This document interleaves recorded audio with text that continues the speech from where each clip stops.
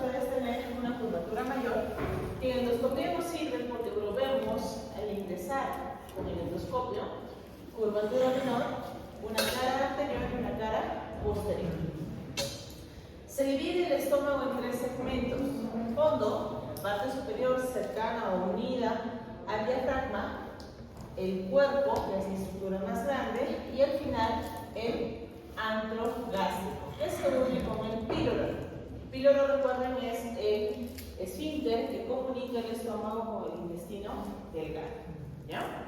Entonces, estas estructuras van a permitir que nuestro alimento, una vez masticado y haber pasado por el esófago, entre en contacto con sustancias secretadas por las células gástricas. Por ende, este estómago va a tener 2 funciones: secretora y motora. ¿Ya? Dentro de la secretora vamos a tener la liberación de moco, pepsinógeno, ácido clorhídrico, factor intrínseco y pepsinógeno tipo 1 y 2.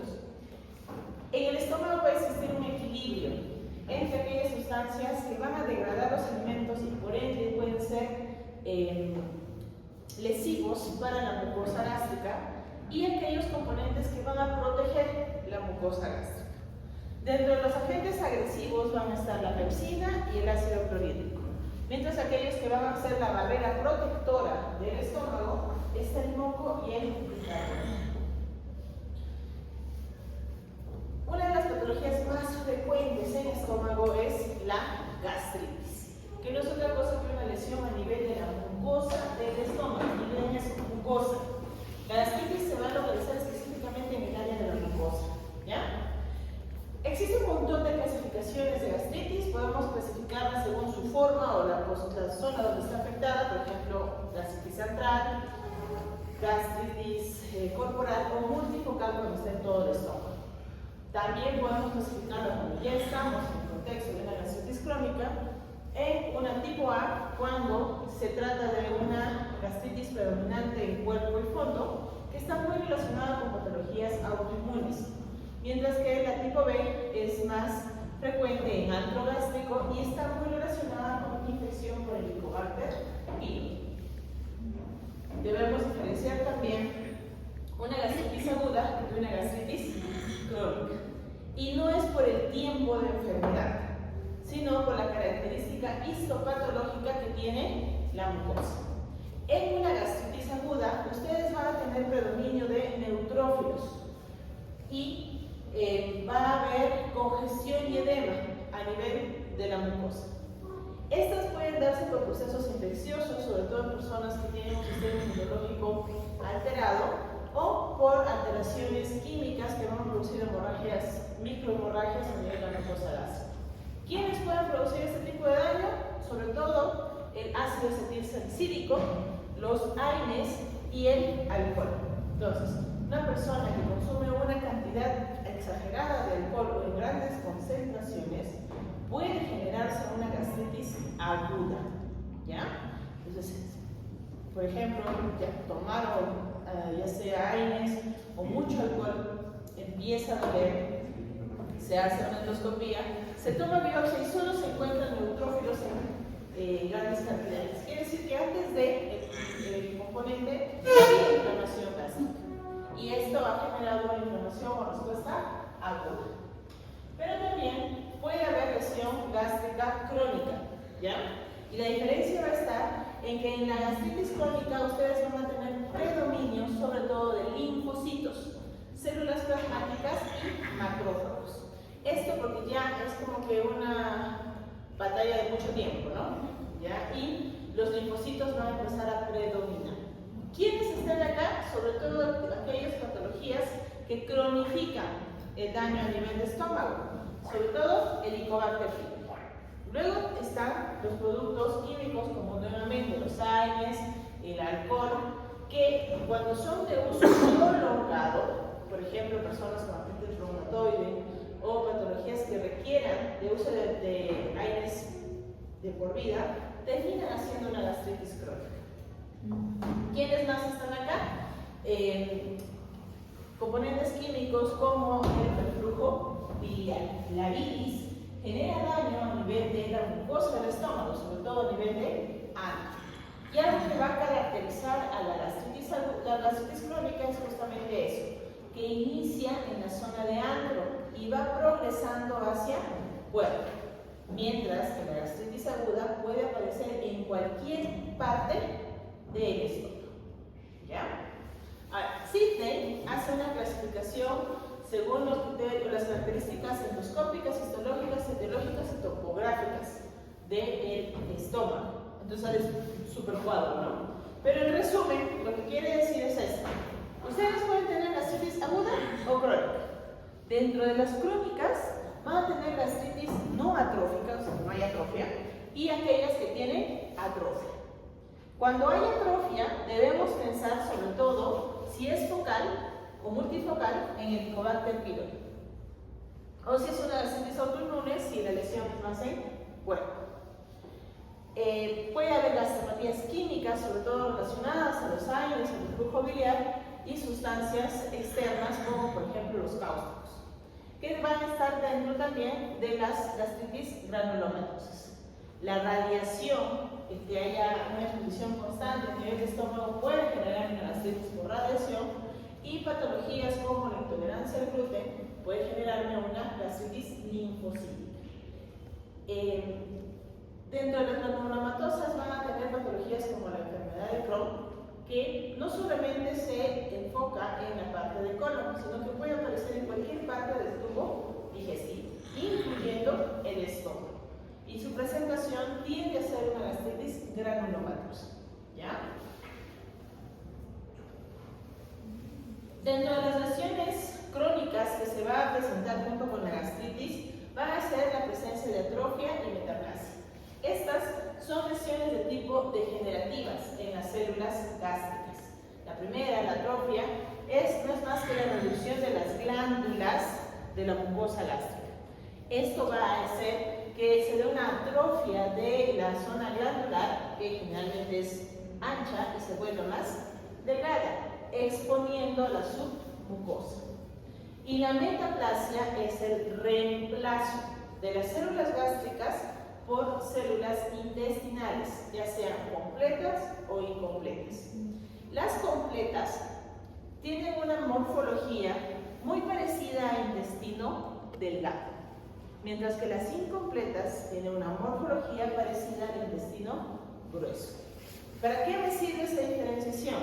Debido a que la metaplasia incompleta tiene más riesgo de convertirse en displasia, y la displasia en cáncer. ¿Ya? Entonces, la importancia de saber si una persona tiene o no atrofia y metaplasia va en relación al riesgo de aparición de cáncer gástrico. De ahí que se dan los controles endoscópicos de atrofia y metaplasia de acuerdo al esquema de Olga y Olguín. Este esquema me permite de manera sistematizada determinar qué pacientes deben ir a controles endoscópicos para evitar cáncer y quiénes no. Tanto para Olga como para Olguín se requiere de una biopsia de estómago en la zona de antro, 2 muestras, una del ángulo y 2 del cuerpo, ¿ya? Entonces en 2 frasquitos separados. Y podré delimitar tanto en antro como en cuerpo el grado de atrofia y metaplasia que pueda haber. Esto me da este score que puede ir desde estadio 0 hasta estadio 4. Y dependiendo del valor, yo podré determinar el riesgo de cáncer gástrico y el intervalo de tiempo en el que se debe hacer un control endoscópico. Por ejemplo, si yo tengo Olga-Olguín, primer y segundo grado, el riesgo es moderado y la endoscopía es cada 3 años. Pero si tengo Olga-Olguín 3 o 4 grado, el riesgo es alto y la endoscopía debe ser anual. ¿Ya? En cambio, si por ejemplo no tengo atrofia ni metaplasia, no tengo antecedente familiar de cáncer y no tengo Helicobacter pylori, este paciente no tiene riesgo de cáncer. Por ende no es necesario hacerle controles. ¿Ya? Pero si no tengo atrofia y metaplasia, pero tengo familiar directo con antecedente de cáncer gástrico, su riesgo es bajo y debe hacerse endoscopía cada 5 años. Entonces esta escala me permite determinar a quién voy a insistir hacerse una endoscopía y a quién no. Al ser el Helicobacter una de las bacterias la principal bacteria que afecta el estómago y genera este tipo de inflamación crónica, es importante conocerlo. La infección por Helicobacter generalmente se adquiere en la infancia, no en la edad adulta, sino en la infancia, y se mantiene asintomática un periodo prolongado de tiempo. Podemos estar infectados de Helicobacter sin necesidad de que nos dé síntomas. ¿Cuándo es que se va a dar esta sintomatología? Cuando se rompe el equilibrio que se ha generado en el estómago. Y esto generalmente se da ya en la etapa joven adulto por diferentes factores. Ya se empieza a comer de manera desordenada, ya hay ingesta de alcohol y cigarro, alimentos más picantes y condimentados, o no comen simplemente, y esto más factores externos como estrés, ansiedad, que van a influir en ese equilibrio que existe en el estómago. Entonces el Helicobacter empieza a generar mayor daño, ¿ya? Influyen mucho las condiciones higiénico-dietéticas porque la infección por Helicobacter es fecal oral generalmente, ¿ya? Entonces, y su principal problema está en relación a que dentro de su composición genética tiene carcinogénicos que pueden poner en riesgo o predisponen más a la aparición de cáncer. Dentro de las moléculas más importantes del Helicobacter está el CAG-A, que es el que puede influir en la aparición de cáncer gástrico, ¿ya? Ahora, ¿cómo saber cuál tiene CAG-A y cuál no? Tendríamos que hacer un estudio molecular del Helicobacter. Como eso no se puede hacer de manera rápida, dale tratamiento a todos los pacientes que tienen Helicobacter, ¿ya? Entonces, ¿por qué es importante? Porque la cascada pelórico-urea se activa en parte por la presencia de Helicobacter pylori. No es el único factor. Ustedes van a tener factores como ingesta de sal, cigarro, exposición a nitrosaminas y nitrosamidas, consumo de alcohol, que también van a coadyuvar a que se aparezca la atrofia y la metaplasia en la parte de factores exógenos. Pero también va a haber factores endógenos, en donde va a haber mutaciones genéticas relacionadas al cáncer gástrico. En primer lugar está el KRAS y el APC, que son los que, si mutaran, tienen más riesgo de hacer cáncer. ¿Cómo hago el diagnóstico del Helicobacter pylori? Hay diferentes pruebas. Ustedes van a tener pruebas invasivas y pruebas no invasivas. Las pruebas no invasivas se van a dividir en dos grupos: aquellos que van a identificar el Helicobacter como tal y aquellos que van a identificar los anticuerpos, ¿ya?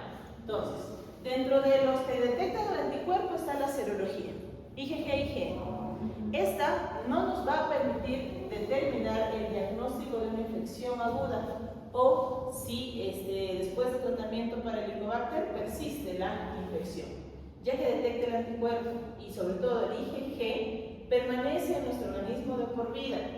Si yo ya tuve Helicobacter y en 5 años me vuelvo a hacer la prueba, va a salir positivo, porque ya tengo anticuerpos contra el Helicobacter, ¿ya? En cambio, las pruebas que detectan antígeno son el test de aliento y el antígeno en heces. Estos, su nombre menciona, identifican a la bacteria y por ende me permiten hacer controles tanto de erradicación como de diagnóstico. Dentro de las pruebas invasivas ustedes van a tener sobre todo la endoscopia, en la que van a realizar ya sea una biopsia histológica y hacer la lectura que corresponde con un anatomopatólogo o la realización de una prueba rápida de test de ureasa, en la que se toman 2 pedacitos de muestra de estómago, se coloca en un dispositivo como el reactivo de ureasa y pide el color, ya a grosella. Entonces eso me dice, hay Helicobacter, es una prueba rápida. También hay cultivos. Generalmente es útil cuando existe mucha resistencia al tipo de problemas de la accesibilidad al cultivo, ¿ya? No hay problema. La tasa de éxito también es importante. Como pueden observar, la sensibilidad y especificidad es alta cuando yo tomo biopsia o hago test de ureasa, al igual que cuando hago test de aliento y antígeno en heces, ¿ya? Pero tiene sus condiciones para yo poder tener ese grado de especificidad y sensibilidad. En el caso del anticuerpo, del antígeno de heces y el test de aliento, es necesario estar sin antibióticos por lo menos un mes. y sin antisecretores o IVPs, 15 días.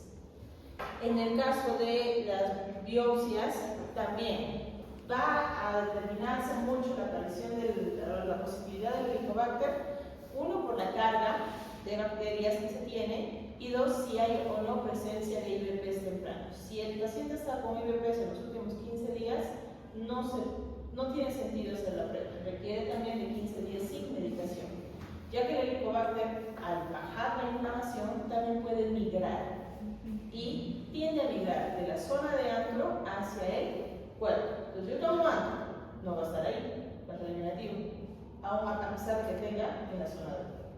¿Ya? Entonces, el momento y cómo realizarlo depende mucho de los antecedentes del paciente. Ahora, ¿por qué le doy tratamiento al Helicobacter? Porque es un bicho. No. Tiene varias razones. Una de ellas es si el Helicobacter tiene riesgo de ser no solo cáncer gástrico, sino úlceras pépticas. Y se ha demostrado que dando tratamiento para el Helicobacter, tú disminuyes el riesgo de resangrado, o sea, que una úlcera vuelva a sangrar, y también el riesgo de reaparición de una úlcera. O sea, que pasado un año aproximadamente vuelvas a hacer una úlcera en el mismo lugar, debido a el Helicobacter. Esto sobre todo aplica en las duodenales. ¿Qué más? Antecedente cáncer gástrico, disminuye el riesgo si yo elimino el Helicobacter. Si hay dispepsia, también se ha visto una regresión de hasta 50% eliminando el Helicobacter. Y si tengo patologías hematológicas, también puede permitirme controlar la anemia y la plaquetopenia. Entonces, una vez identificado el Helicobacter, es necesario su erradicación. Para ello, debo optimizar mi tratamiento. Tengo una gran variedad de medicamentos que puedo utilizar para el tratamiento del Helicobacter, entre los que están la claritromicina, amoxicilina, levofloxacina y metronidazol, como antibióticos, y deben ir asociados a un inhibidor de bomba de protones. Aquí hay un detalle, que el IVP a utilizar, aquí, debe ser a dosis altas, ¿ya? La recomendación es que sean dosis altas, si no, no sirve. Lamentablemente en MINSA no tenemos dosis altas, tenemos más de 20 más omeprazol. Entonces, dos opciones, o le das 2 omeprazoles cada 12 horas, o se compra pues un IVP de 40 para que le des dosis altas. Y luego, ¿cuál es mi objetivo con eso? Que yo tengo que mejorar el pH del estómago. ¿Cuánto dijimos que estaba el pH?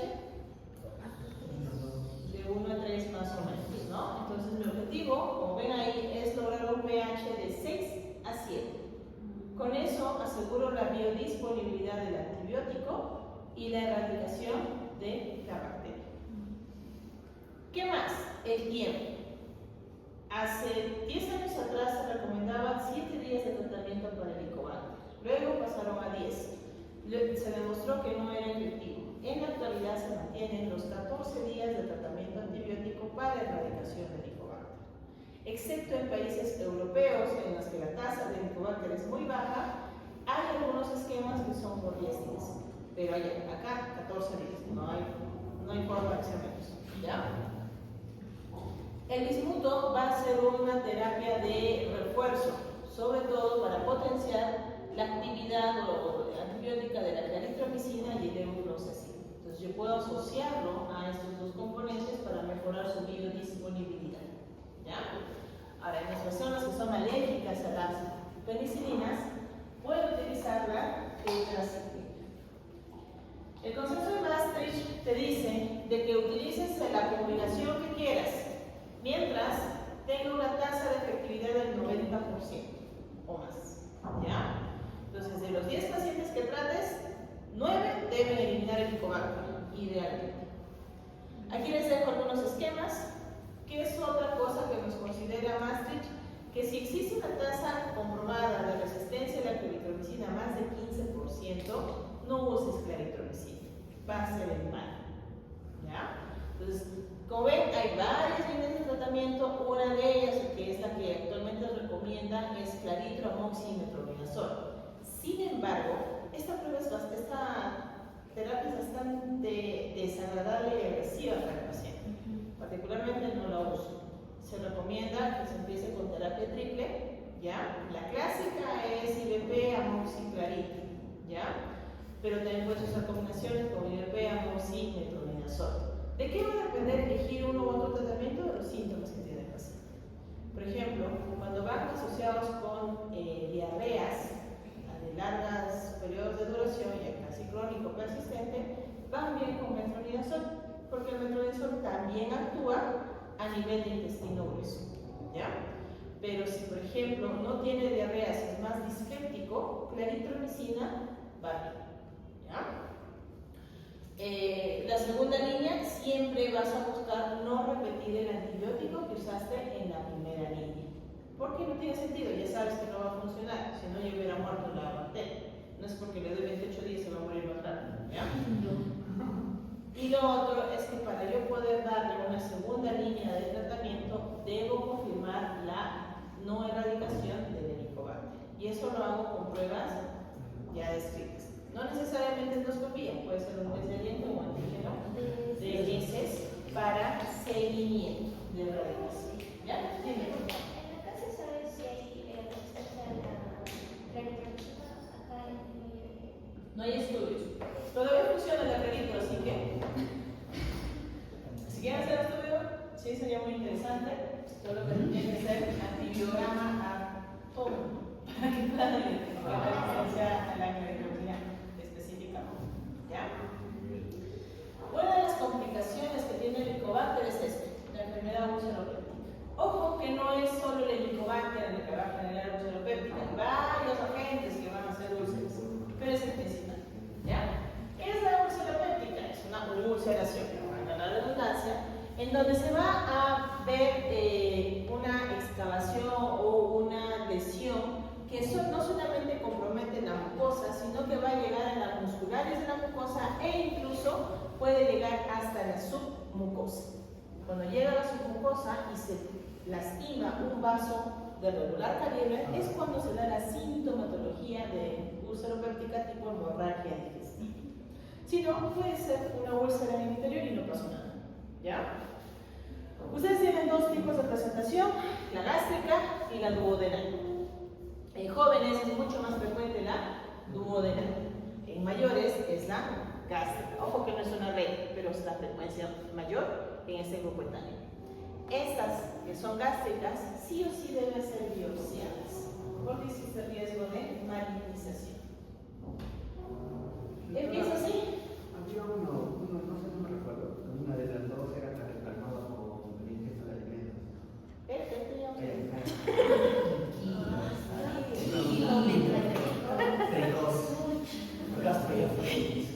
Generalmente. Gasto su fuerte. No. Mira, doctora. 20. No es igual. Generalmente se empieza con una gastritis, ¿ya? Si esta gastritis y el agente nocivo persiste en el tiempo, van a formar erosiones, que son unas pequeñas cerillitas, ¿ya? Chiquititas, 2 milímetros, 3 milímetros, bien pequeñitas. Los que han visto hoy día, esas eran erosiones, erosiones muy chiquititas, ¿ya? Así como acá. Luego viene, si estas persisten, estas ulceraciones, estas erosiones se van a hacer más grandes. Entonces se hacen ulceraciones, pero solo en la capa de la mucosa, ¿ya? En la primera capita nada más. Entonces se ven como que estuvieran por encimita. Si persiste, ahí recién aparece la úlcera.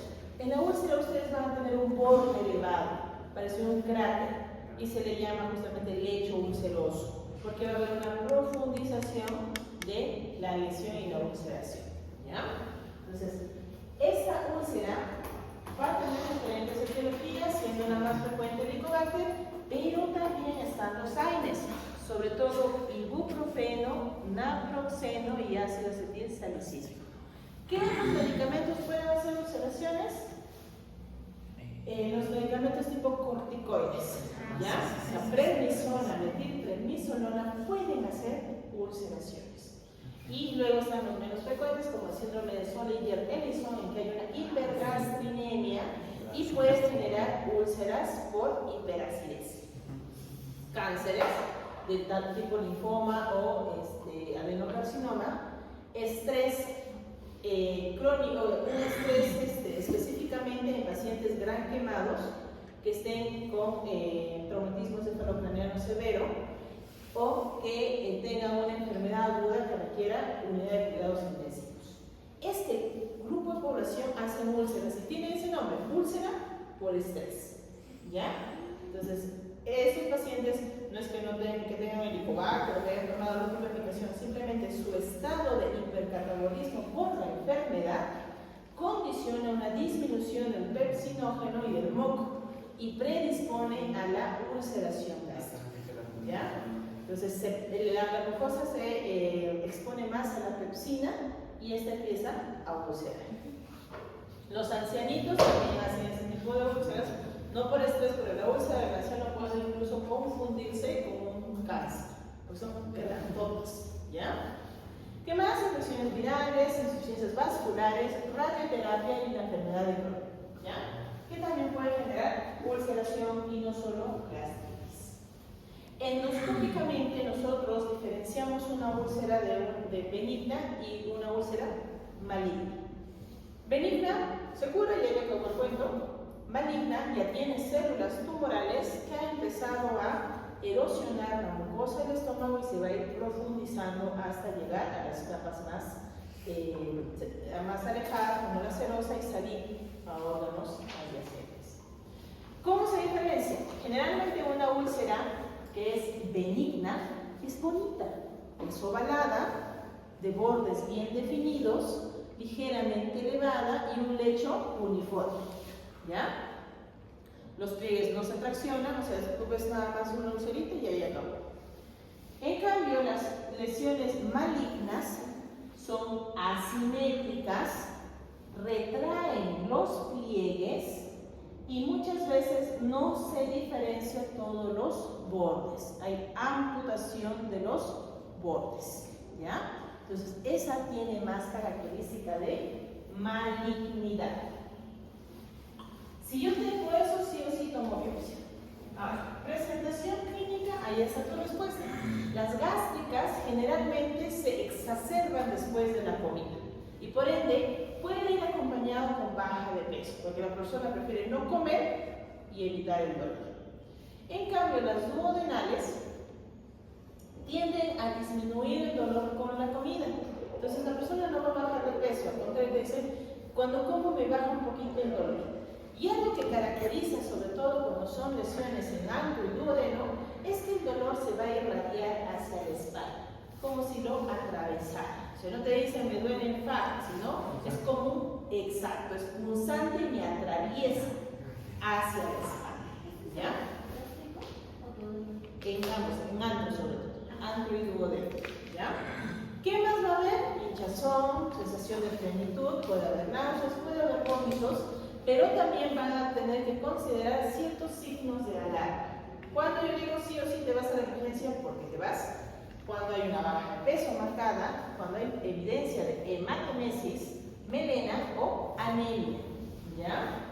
La hematemesis, hay que definirla, es el vómito de sangre, que puede ser en forma de coágulos o rojizo o en porras de café.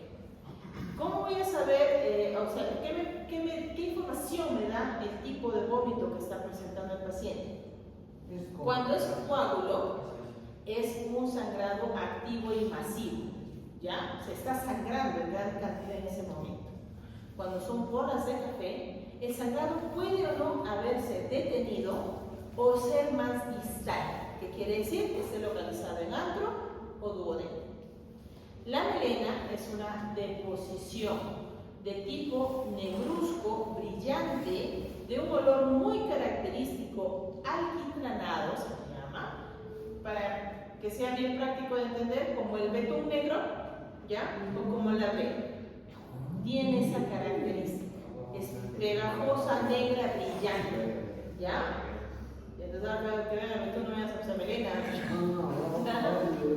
Y es una forma de que ustedes van a poder diferenciar de aquellos diagnósticos diferenciales. Por ejemplo, si tú tomas bismuto en regular cantidad, las heces también se van a poner oscuras, pero no va a ser melena, ¿ya? El bismuto lo pinta. Exceso de hierro, o si comen chocolate y vomitan, obviamente va a salir pues tipo porras de café, ¿no? como anécdota nada más, cuando estaba en el internado, a las 2 de la mañana apareció una señora diciendo, no, sé que vomito sangre. Le ponemos la sonda, todo, y decimos que claro, el contenido de sangre es acusatorio, ¿no? ¿Qué comí, señora? Me comí una torta de chocolates. Propia, a su casa. Porque no era venena, era el chocolate. Entonces, siempre pregunten qué comió antes y busquen sus diagnósticos diferenciales. ¿Ya? Ahora, en el caso de la anemia, ya sea aguda o crónica, si no hay una causa aparente, o sea, que se esté desangrando por una vena y hay anemia, ustedes deben pensar en que es gas. Y si no hay nada arriba, busquen la mano. ¿Ya? Entonces, las anemias no necesariamente se van a manifestar como hematemesis y melena, sino simplemente como anemia. Se toma un examen de sangre y sale una anemia. ¿Cómo? O sea, puede ser que tiene hipotensión, como que si se para rapidito, se siente mareado. Si está frente a una hemorragia aguda, sí, va a tener hipotensión apostática, mareos, malestar general, diaforesis, palidez, cuando sea agudo. Pero no necesariamente va a ser una hemorragia aguda. Puede simplemente ser un hallazgo endoscópico por síntomas dispépticos. ¿Ya? Por ende, la manera de diagnosticarlo va a ser por medio de una endoscopía. ¿Qué más necesitan si es que sospechan de úlcera? Hemograma y grupo I factor. Otra cosa que nos han notado ahí es urea y creatinina, sobre todo si están frente a un posible episodio de hemorragia aguda, ya que va a haber una disociación entre la urea y la creatinina, estando normal el valor de creatinina y elevado el valor de la urea. Esto se debe a la degradación de la sangre a nivel del intestino. ¿Ya? La endoscopía va a revisar todo el tubo digestivo, desde el esófago hasta la segunda porción del duodeno. Tiene una alta sensibilidad tanto para el diagnóstico de úlceras gástricas y duodenales.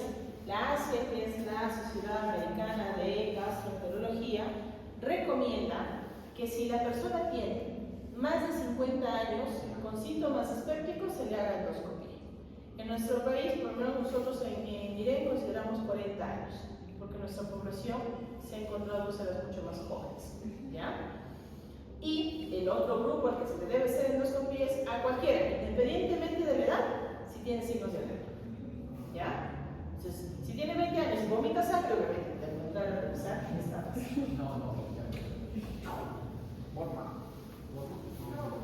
Ahí ORRES es una clasificación, ojo, y atentos, que solo se usa si es una úlcera con sangrado activo, o sea, de reciente evolución. Esta se va a dividir en 3 tipos, A1, 2 y 3. El 1 es un sangrado activo a chorro, el A, y el 1B va bien. Entonces está sangrando en ese instante. El 2 me indica que ha habido un sangrado reciente. ¿Qué voy a encontrar? En el 2A un vaso visible dentro del lecho ulceroso. O sea, se ve el vasito por donde ha sangrado. El 2B voy a ver un coágulo fresco adherido al lecho ulceroso. Y el 2C voy a tener puntos de hematina. La hematina es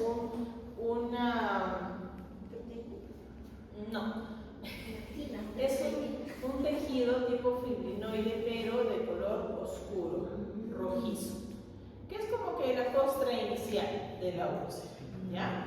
Y luego está la fibrina, que ya es una superficie blanquecina, limpia, que me indica que ya no hay sangrado activo, el vaso ya se colapsó y eso no va a sangrar. Dependiendo del tipo, yo voy a tener el riesgo de sangrado. A partir del 2B para arriba, existe el riesgo de sangrado por más del 30%. En cambio, el 2C y el 3 ya no tiene riesgo de resangrado y el paciente puede ser dado de alta con tratamiento oral. En cambio, en el 1A, si está en sangrado activo, al igual que en el 2A, yo debo hacer terapia endoscópica para que esta úlcera no siga sangrando. Mientras que cuando está en el 2B y tengo el coágulo adherido, se valora. Si tengo todo para poder tratar quitando el coágulo, lo saco. Si no, ahí no me dejo, no lo muevo. ¿Ya? La idea es pasar y se convierta en un 2C. ¿Ya?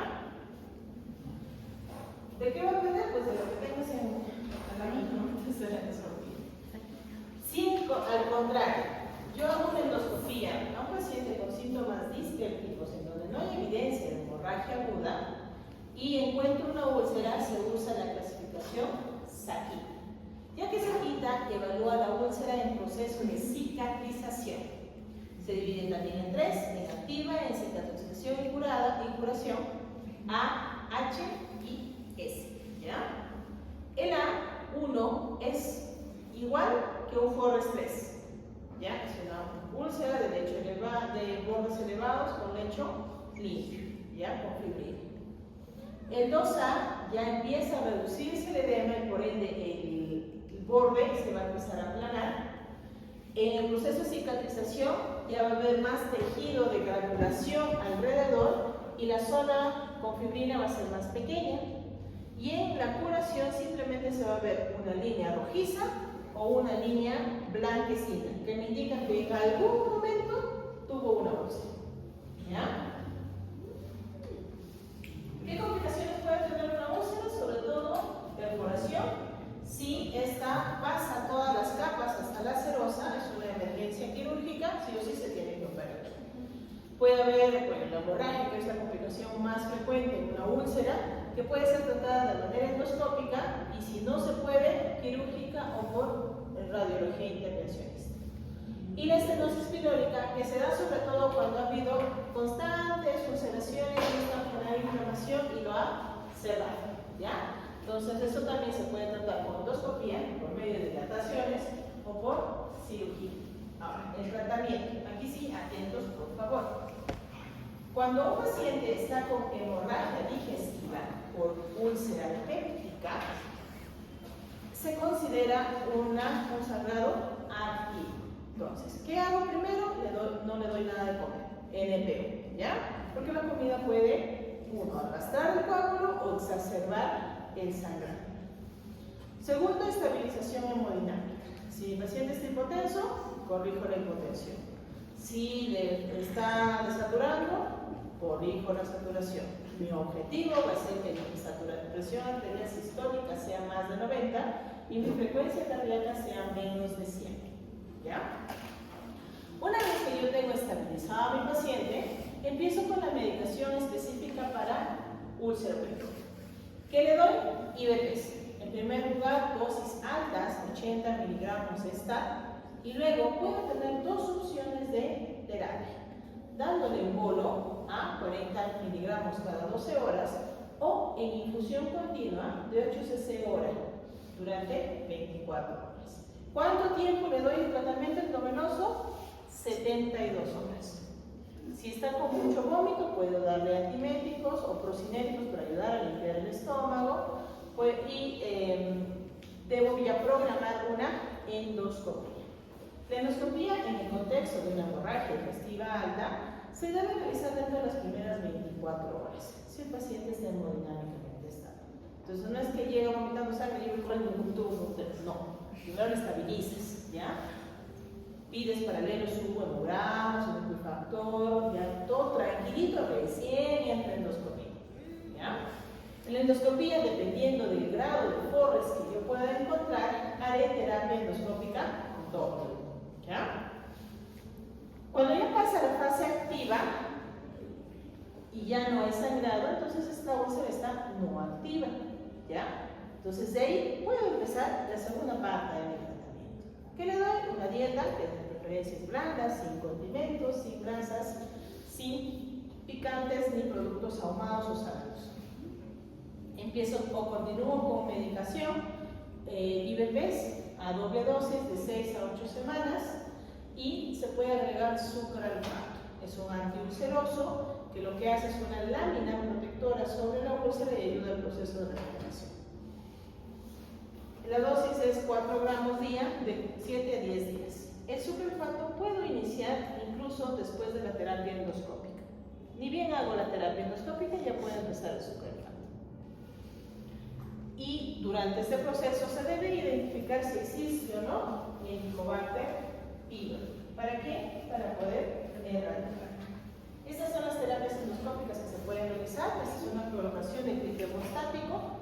una pincita, cierra. La coagulación, ya sea por algún plasma o por electrocauterio, se pega y se quema, ¿ya? Por electricidad. O se hace inyectoterapia con adrenalina. Lo que hace justamente es, va a colapsar el vasito. La adrenalina se administra en la región de la submucosa y sé que ha sido efectivo cuando toda esa zona se pone blanca, ¿ya? Estas son las terapias que se utilizan. Dependiendo de lo que uno disponga, elegirá cuál de ellos utilizar. Y para acabar, cáncer gástrico. Ya. El cáncer gástrico es una neoplasia o del estómago. Es una de las más frecuentes. Lamentablemente es detectada en estadios tardíos. Solo Japón tiene la tasa más alta de diagnóstico de cáncer temprano.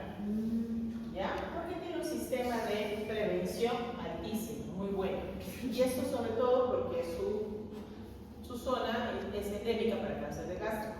Entonces, han creado un sistema que sí les permite detectarlo de manera temprana. ¿Ya? Porque la idea no es no detectar cáncer, sino detectarlo pero temprano. ¿Ya? A nivel mundial, el cáncer gástrico es la quinta causa de muerte por cáncer y es la quinta causa de cáncer más frecuente. La historia cambia en nuestro país. En Perú es la tercera causa de cáncer más frecuente, pero es la primera causa de muerte por cáncer. ¿Ya? Porque la mayoría es detectada en estadios 3 y 4. Aquí interviene nuevamente la cascada Pelayo Correa, tener presente sobre todo que no solamente va a intervenir los factores infecciosos como el helicobacter o los medioambientales como la ingesta de sal, ahumados, por ingesta de frutas y verduras, sino también el componente genético. Si hay antecedente familiar de cáncer gástrico, tienes el doble de chances de ser cáncer que uno que no tuvo.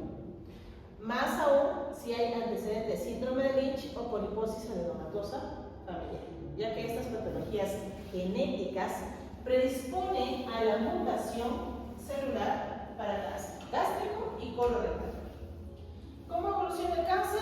En mucho tiempo, ¿ya? Desde la niñez, a medida que nosotros vamos modificando nuestra dieta, podemos empezar a generar una gastritis. El problema es cuando ya se implanta una gastritis crónica. Si esta está asociada al Helicobacter o empieza la cascada de Pelayo y Correa, va a terminar convirtiéndose en cáncer gástrico. Y si tiene suerte, solamente se convierte en una úlcera. Pero si existe una gastritis crónica, pero no hay atrofia, existe el riesgo de que pueda desarrollar daño no en la mucosa glandular, o sea, en las células glandulares, sino en el sistema de linfocitos y haga linfomas. ¿Ya? Entonces, el cáncer gástrico no solamente es del tipo adeno, que es el más frecuente, sino también hay linfomas, lesiones del estroma que están relacionados a las células nerviosas del tubo de este gástrico y los tumores carcinoides como los neuroendocrinos. ¿Ya? Entonces, si bien es cierto el más frecuente es adenocarcinoma, no es el único. ¿Ya? Ahora, la presentación clínica al inicio solamente epigastrales. A veces la importancia le damos porque pasa con mucha facilidad. Ya cuando son estadios avanzados, puede haber dolor abdominal, saciedad temprana, pérdida de peso, incluso pueden debutar con hemorragia intestinal. Este es un paciente con un cáncer ya avanzado, caquético, bastante adelgazado, y clínicamente podemos identificar si hay metástasis en cualquiera de estos órganos: hígado, peritoneo, ganglios y, en el caso de mujeres, a nivel de ovario con la presentación de ascitis, y se llama síndrome de Krukenberg. 3 adenopatías son comunes en cáncer gástrico, pero ojo, no son patognomónicos, que quiere decir que el que tengas ahí no quiere decir que sea solo cáncer gástrico, puede ser otro, sí, puede ser otro cáncer.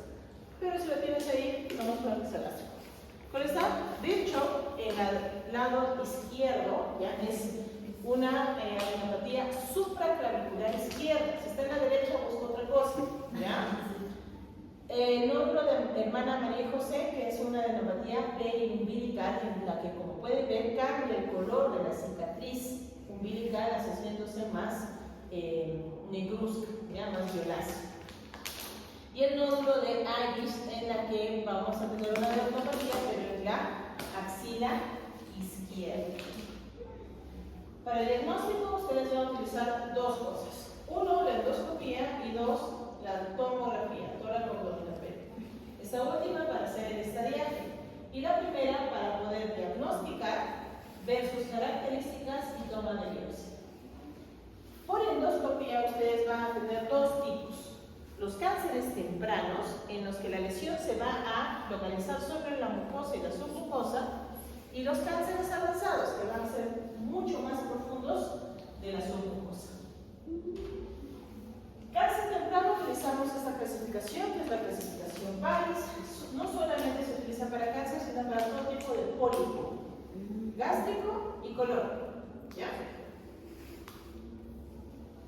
Tienen tres tipos: polipoideo, como un saquito, o puede ser como un brócoli, ¿ya? Un tallito.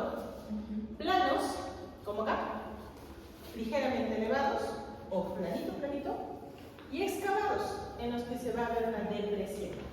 ¿Ya? Y en el caso de Norman, tienen 4 grados. El polipoide, que es elevado, es como un pólipo, pero de una superficie muy irregular. ¿Ya? El tipo 2, ulcerado, de bordes elevados, puedo delimitar, o sea, puedo saber hasta dónde está el tumor. El tipo 3 es infiltrante, donde ya no veo dónde empieza y dónde termina, como acá. ¿Ven? Todo esto hasta el fondo es el tumor. Pero ya no se puede diferenciar bien la superficie. Y el tipo 4, que es una liminitis plástica. El problema empieza en la submucosa y progresa hacia la mucosa. Y lo que se ve es un estómago como un tubo, no se distiende. Histológicamente, el adenocarcinoma, a ser más frecuente, se va a dividir en dos tipos. El intestinal bien diferenciado, en la que las células se van a conservar su estructura glandular, y los difusos o indiferenciados, también conocidos como pobremente diferenciados, en los que ya se va a perder esta característica glandular, y estos son los más agresivos. ¿Ya? El estadiaje, igual que el esófago, la T evalúa el tumor en sus diferentes capas hasta la serosa, y el N, los ganglios comprometidos, y el M, si hay metástasis a distancia. Dependiendo del T, del N y del M, yo voy a responder en estadio 1, 2, 3 o 4. La regla sigue siendo la misma. Cuando está localizado solo en la mucosa, no tiene ganglios, no tiene metástasis, estadio 1. Pero si, independientemente del tamaño del tumor y número de ganglios, si hay metástasis a distancia, es estadio 4. ¿Ya? ¿Para qué nos sirve? Para el tratamiento. Si es un estadio temprano, se le puede dar opción de tratamiento endoscópico o quirúrgico. Si es un estadio localmente avanzado, o sea, un 2, 3, se hace cirugía acompañado de quimioterapia y radioterapia. En cambio, si es un estadio avanzado, o sea, 4, solamente es tratamiento paliativo. Este es un tratamiento endoscópico. Lo que se hace es una elevación de la submucosa, se sube y se corta solo la mucosa, entonces todo el estómago se conserva. ¿Ya? En cambio, en la cirugía yo voy a quitar el tumor con un pedazo de estómago. Dependiendo de dónde esté el estómago, se puede hacer una gastrectomía parcial, conservando un segmento de estómago, o sacar todo el estómago. Y si se hace eso, se hace una reconstrucción en forma de I de Rose, ¿ya? O Y de Rose, que conecta intestino con esófago para poder formar un nuevo pseudoestómago. En cambio, si son, como está acá abajo, tumores no operables y son de tipo paliativo, se hace una gastroenteroanastomosis derivativa. Si el tumor sobre todo está en la región del píloro, ¿ya? Eso aplica solo en píloro, porque si está en cuerpo no hay forma, ¿ya? Y si es un tumor no operable. Pronóstico de vida depende del grado, ¿ya? Un cáncer temprano, quitas el tumor y aquí no pasó nada. Un cáncer avanzado estaría 3-4, promedio entre 2 a 3 años, dependiendo del grado del tumor.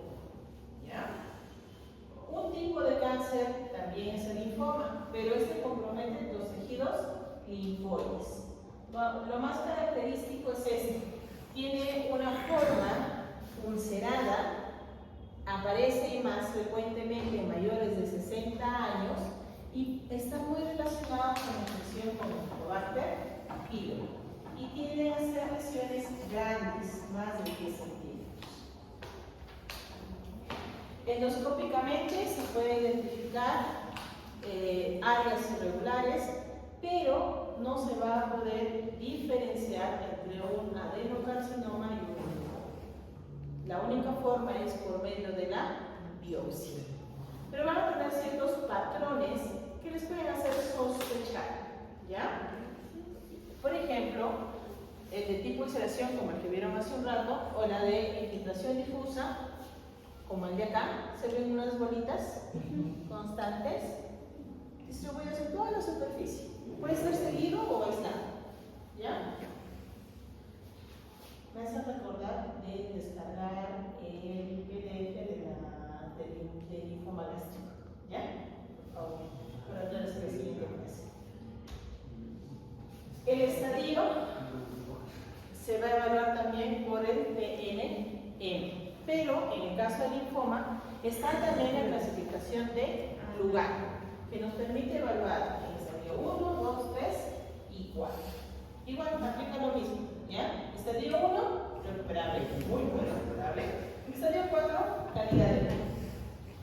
El tratamiento en el caso del linfoma no es quirúrgico, ¿ya? Ojo, esa es una diferencia importante entre el adenocarcinoma y el linfoma. El adenocarcinoma, tu primera línea de tratamiento es sacar el tumor, o sea, quirúrgico, o endoscópico. En el linfoma, la primera línea de tratamiento es quimioterapia. Solo en el caso de linfomas de bajo grado, el tratamiento es erradicar el Helicobacter pylori. Solo en bajo grado. Pero si es de alto grado, va de frente a quimioterapia y radioterapia. Solo se opera un linfoma si es que presenta una complicación, ya sea de tipo obstrucción del tubo gástrico o si hay algún tipo de perforación por la lesión neoplásica. Si no, no se opera. ¿Ya? ¿Claro hasta acá? Sí. ¿Preguntas? Aquí se hace la línea roja. Ah, claro. Acá nosotros hemos ido a los pacientes con gastrectomía. Por ejemplo, la receta que vimos el día lunes, ¿se lo podría hacer eso? En el día lunes. En la clínica. No. No, porque de ahí es una lesión subcardíaca. Para que podamos entendernos todos. Es cuando quitas todo el estómago. La lesión de la pacientina que menciona está acá arriba. ¿Ya? Entonces está acá y se mete esófago. Las IDRUX se hacen cuando yo quito esófago, estómago, pero tengo un pedazo de esófago disponible. Recuerden que les decía que yo debo tener un margen de mínimo 2 a 3 centímetros del tumor para poder sacarlo completo.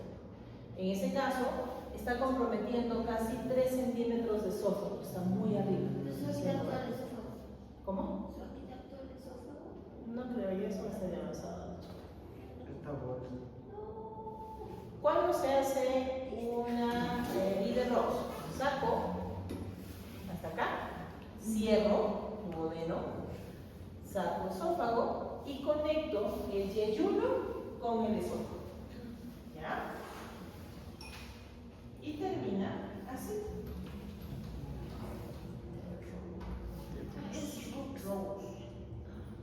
Aquí está. ¿Cómo había escrito rojo? Me ganó.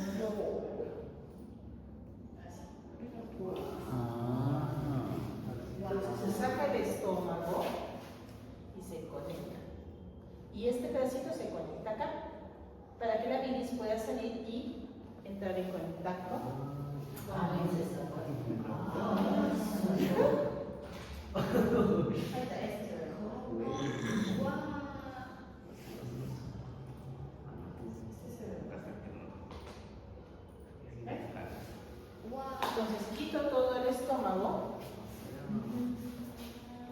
estructura, aquí está saliendo la bilis y los contenidos pancreáticos, ¿sí? Entonces yo necesito eso para digerir. Entonces lo que hago es, corto acá en el yeyuno después del ángulo de 3, lo subo y lo uno en mi esófago. Luego hago un cortecito más o menos a 20 centímetros y lo que quedó del yeyuno, o sea del ángulo 3 hacia abajo, lo uno acá. Y se forma una Y.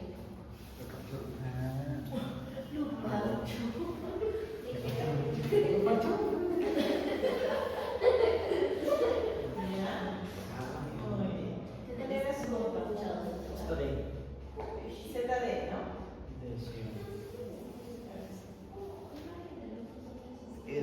Asistentes de nada. Wilber, Sí, de repente. Info,